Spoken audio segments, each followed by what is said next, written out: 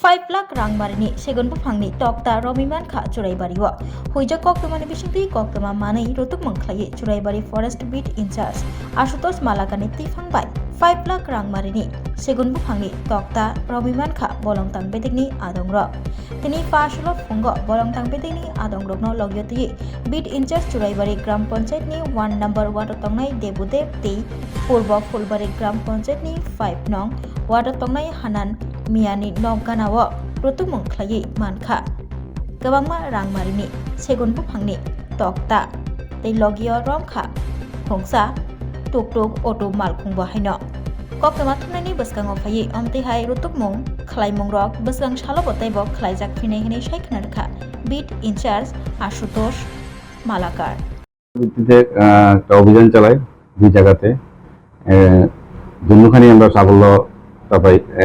প্রথম আমরা চোরাইবাড়ি কালাচান বাড়িতে অভিযান করি। ওইখানে দেবুদেবের বাড়ির পাশে প্রচুর পরিমাণে চেরাই সেগুন কাঠ উদ্ধার করি এবং পরবর্তী সময়ে আমরা পূর্ব ফুলবাড়ি হান্নান মিয়ার বাড়ির পাশে ওইখানেও গিয়ে আমরা আরো প্রচুর পরিমাণে সেগুন কাঠ উদ্ধার করি, যার বাজার মূল্য প্রায় 4 থেকে 5 লাখ টাকা হবে আনুমানিক।